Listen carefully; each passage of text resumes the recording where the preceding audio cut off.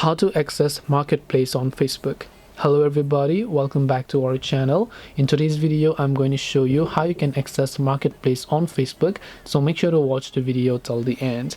Now, to access marketplace on Facebook, all you have to do is go ahead and first of all launch Facebook.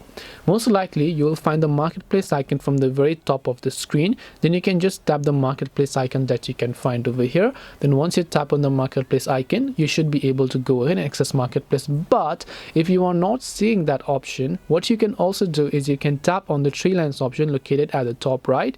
Then here under the shortcuts tab, you can see many shortcuts where you can look for marketplace.